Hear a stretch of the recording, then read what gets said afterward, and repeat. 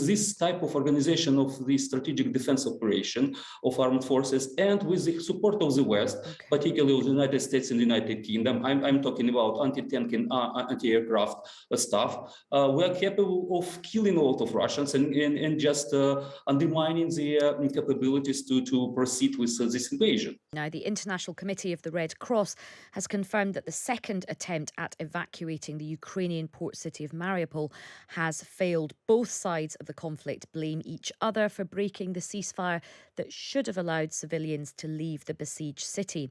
Well, joining us now is Alexander Khara, a former advisor to the Ukrainian Minister of Defence and a fellow at the Centre for Defence Strategies in Kyiv. Good afternoon, Alexander.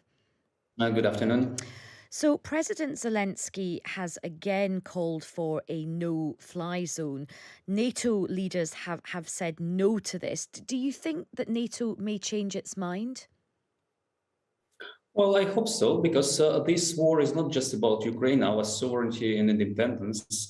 Russia is threatening the whole European security order, and not just of Europe.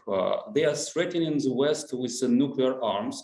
And we've seen these drills that began in February. I mean, the drills of the strategic armed forces, and the Putin's words that should NATO intervene, it could lead to the nuclear conflict. So he's threatening the world with these nuclear arms, with the aim to set the new agenda, to set the new rules in Europe. So that's why there is no, let's say, other way how to stop Putin, but to interfere.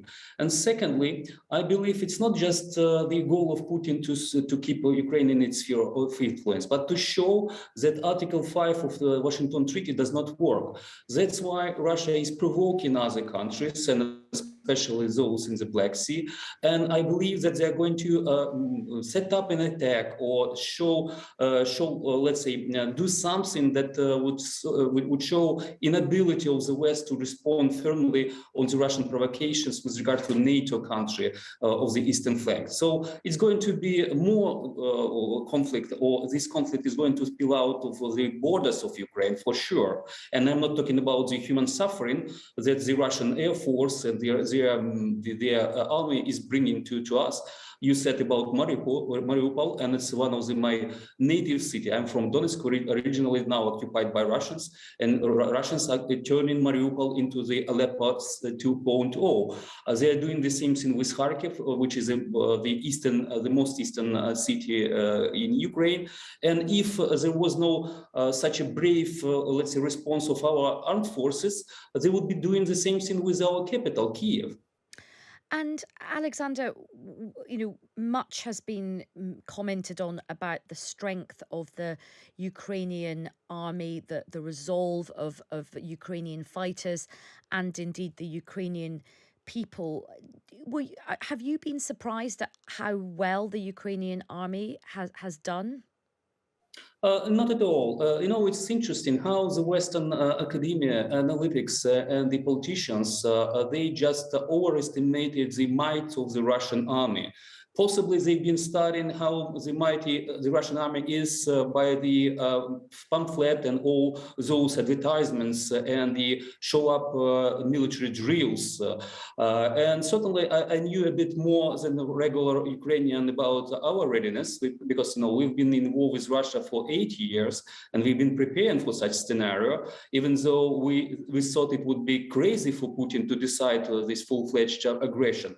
Till the last moment, we were thinking that he was threatening us with such an invasion with the aim to get more political concession. Because certainly for Putin, the goal is to control the whole of Ukraine, not just the parts of so-called Russian speakers who are fiercely fighting back the Russians. So that's why I have no illusion about the ability of Ukrainian society to stand behind the Ukrainian authority. And Ukrainian civil society was heavily criticizing previous president for not doing enough, for not fighting the war furiously against the Russians. So this civil society even more, let's say, non-Pacific, but more, let's say, hawkish towards Russia because we understand the price of that, and we compare ourselves to the Jews, because if there is, if your enemy sees you're dead, you have no other choice but to fight back. So we are fighting for our existence. And there are reports that, many of the Russian soldiers really don't have their heart in it. We have heard stories of Russian soldiers not quite understanding the purpose of why they're there. But we have also heard reports that the Kremlin has paid for mercenaries to go into Ukraine to cause as much damage and disruption and try and assassinate President Zelensky. What are you hearing about those mercenaries? Well, it's certainly they are pretty good fighters, but it's not the biggest threat to Ukraine. We have already utilized some 10,000 of Russian invasion troops.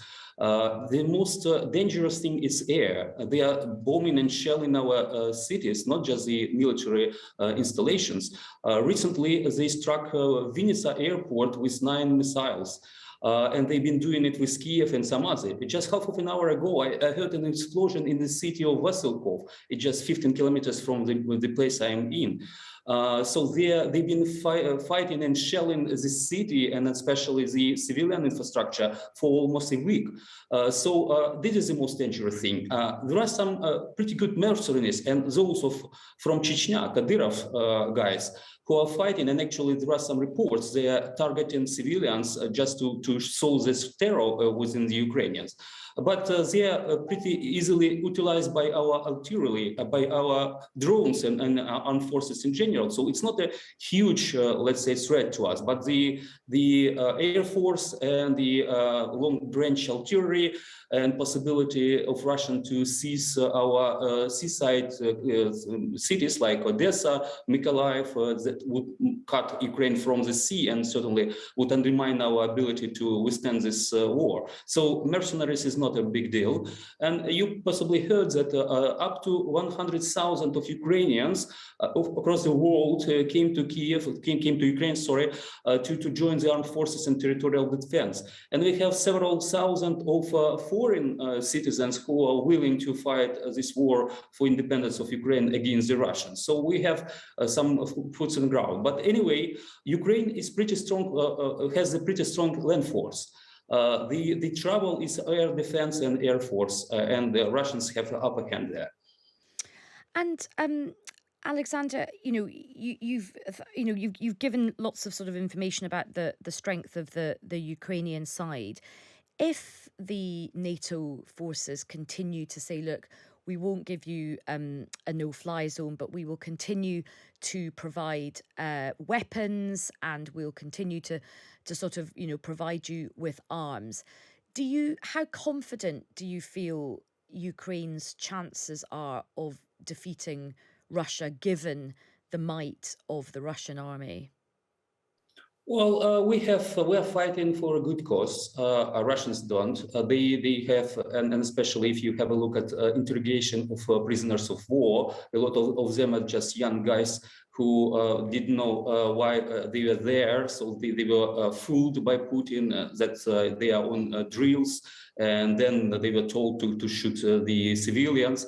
But I don't care about their morale, which is really important. Secondly, we've seen their machinery, we've seen their tanks and all those equipment that is not highly sophisticated or in good shape. So the Russians have a lot of things, but they are not properly maintained, and they are leaving it. There is a huge problem with logistics, and actually it was one of the reasons why they haven't shelled Kiev intensively, because we stopped their advance from 3 directions, from north, from Belarusian territory, and from Chernihiv, which is the most eastern part on the line of Kiev. We've been targeting their logistic, and their tanks and their all armaments are not capable of doing harm to us without ammunition and oil. So that's why at the moment we are pretty in good shape.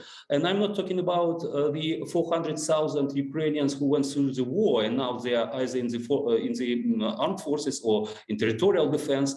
here in the small village near Kiev, I've been driving a couple of days ago, and I've seen just villagers, the simple guys with no military training, building checkpoints, taking their rifles, the hunting rifles, to stop the Russian advance.